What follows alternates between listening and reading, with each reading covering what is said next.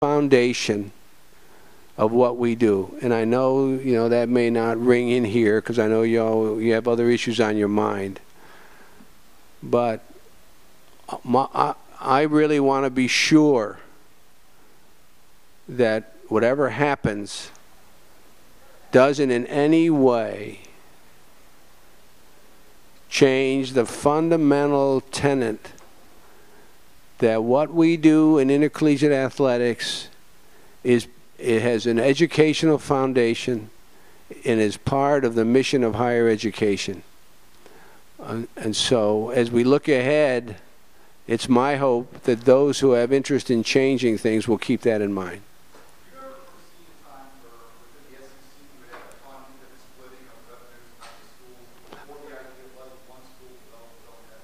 I'm sorry, I missed the first part of what you said.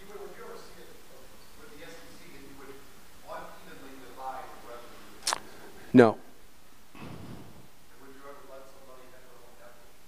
We let everybody have their own network now. When we made the decision, when we were deciding about our long-term television future, we had to decide between a channel and a conference channel, like the Big Ten and like the Mountain and like the NFL, or doing what we did. One of the primary reasons we did not do a channel is to allow our institutions to continue to have their own multimedia packages or channels, whatever you want to call them. So that was a hallmark of the decision we made. So we've crossed that bridge a long time ago.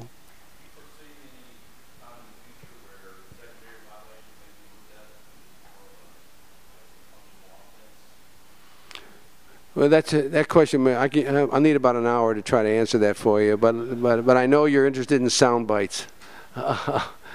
The terminology is one thing, and I think some people feel like the terminology, that implicit in the terminology is something less than serious. That isn't necessarily so.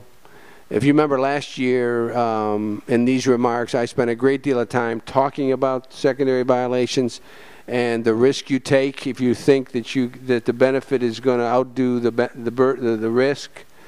But I think it also makes sense to continue to look at that and to continue to define it. But I said last year, and I'll just say it again, for anyone to think that something will be defined as a secondary and that it won't have consequences is foolish.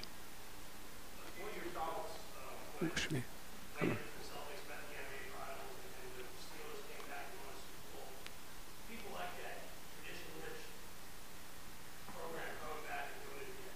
How important was it out there? For me, any one of 12 teams could win a national championship, and that's good for the SEC. I never try to focus and say that any particular team, because that's really not what the conference is about. The conference is about providing opportunity to 12 institutions to do the best they can given the circumstances they find themselves. So, I think it was great for the SEC. It was great for the University of Alabama. And the year before, it was great for Florida and great for LSU, great for Tennessee when they won it. So, and all of that is good for the conference, and that's the focus for me. What are your thoughts on the issues with agents in the conference? We, as a conference, have been talking about agents for some time now. And we've brought in some experts in the area to talk with our athletics directors and to our coaches about these issues. Every problem is an opportunity. I said today in my remarks that we need a national agent strategy for college athletics, and that the rules that we currently work under, and this is not in any way to excuse any student athlete who violates rules, and because if he or she does, they ought to suffer the consequences.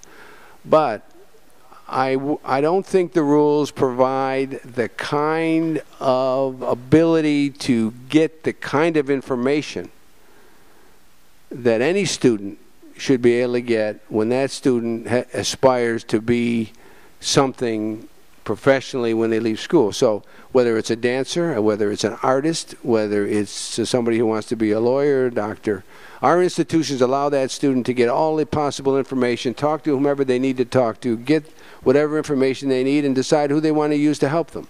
I think we ought to be able to do the same thing when we have a student who aspires to be a professional athlete. Now, that's not to change the collegiate model. That's not to diminish the concept of amateurism. And the NCAA has started a committee, and I hope the committee will be made up of a lot of people who understand all these things, and that we sit down and clean the slate and come up with a set of rules that reflect what we believe is necessary for these kids to have the kind of information in a way in which it will help them make the good decisions. And by doing that, it would be our hope that we put an end to people who want to meet in an alley at midnight.